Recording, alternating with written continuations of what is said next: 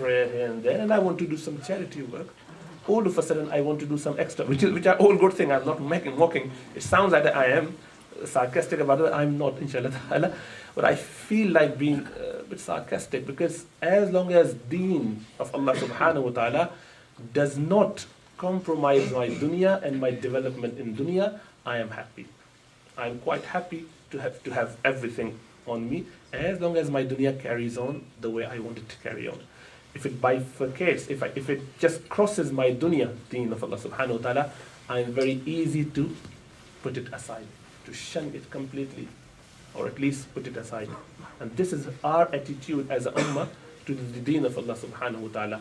If it's easy to practice, carry on. If there was any hardship, I'm not interested.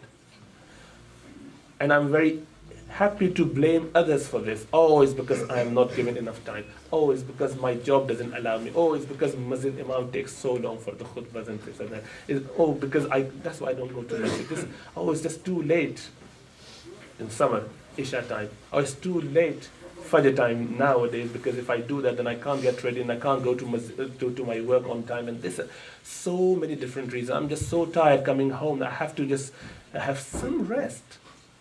So I'm just having some rest, and that rest means that I would have my legs up in front of television for another 2, 3, 4 hours. And then I said, now I'm completely rested and I'm relaxed. Let's talk about something else, which is what? I have to eat something.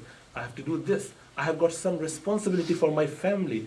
Family time, quality time. I need to take them to this shop and this market and that market, this museum.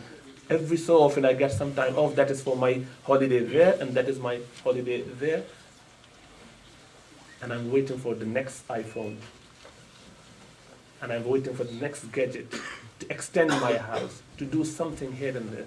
And I feel somehow Allah subhanahu wa ta'ala would be very pleased with my commitment to deen, which is 5% of my time. And we say there has to be some balance. And then balance is what?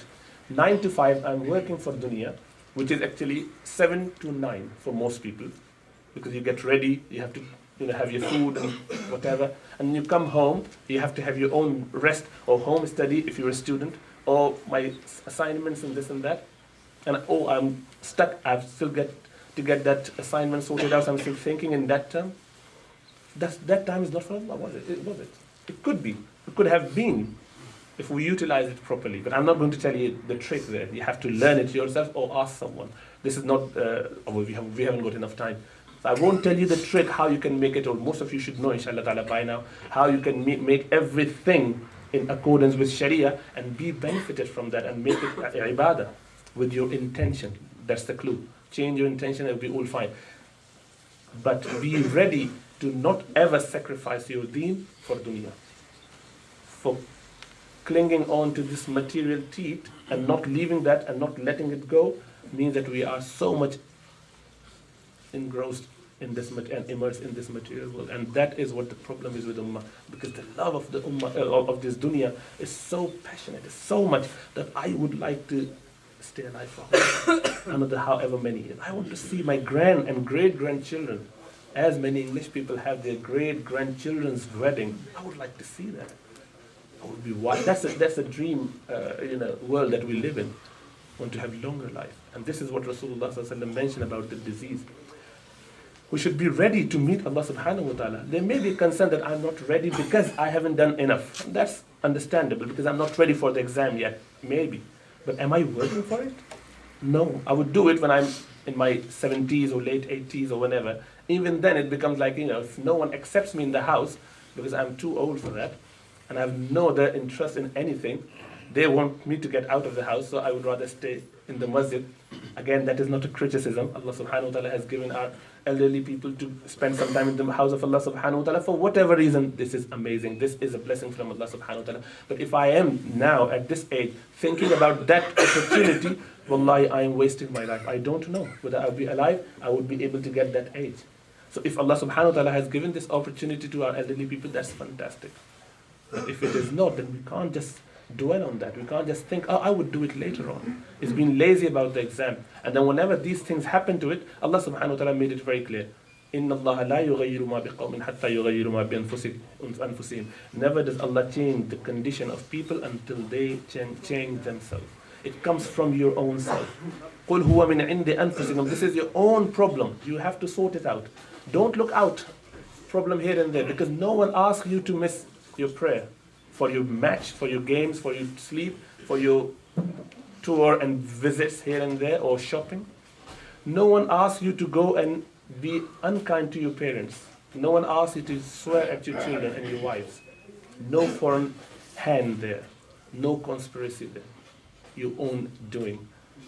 When you commit haram, Allah subhanahu wa ta'ala, no one actually make you or force you to go and look at the haram stuff. Gaze.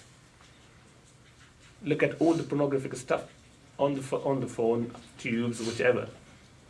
And that's what Ummah is involved and interested into. And somehow they think Allah subhanahu wa ta'ala will shower His blessing. We are all wrapped up with the mercy of Allah subhanahu wa ta'ala. No. Before us, the nation of Jewish people, they were the chosen people as they claim, and Allah subhanahu wa ta'ala held them throughout. Yet, when they disobeyed, Allah subhanahu wa ta'ala says very clearly, ضُرِبَتْ عَلَيْهِمُ الذِّلَّةُ وَالْمَسْكَنَةُ. Allah subhanahu wa ta'ala has given them severe punishment in the world. We don't need to repeat that. We don't need to follow their footsteps. We have to have trust in Allah subhanahu wa ta'ala. أَنْتُمُ الْأَعْلَوْنَ إِن كُنْتُم مُؤْمِنِينَ. You will achieve the goodness in this world and the life hereafter, if you are a believer. The command is clear. The statement of Quran is true. We have no doubt about that. But we know we are not at the top. We are quite low down there. The only third condition which has to be there is that we are not believer the way Allah subhanahu wa ta'ala wants us to be. As He says, Ya ayyuhalladhina amanu, amin. O you who believe, believe. What does that mean? Our belief is not quite clear. It's not quite up to the scratch. So may Allah give us tawfiq to understand, practice, and change our own lives. I'm not saying that don't go and make dua, do whatever you think is good and appropriate to help, bring the society back to normalcy. But rectify your own self, analyze your own lives, your own family, and improve from there. And inshallah ta'ala, gradually we would see some change. أقول قولي هذا واستغفر الله لي ولكم ولسائر المسلمين فاستغفروه إنه هو الغفور الرحيم.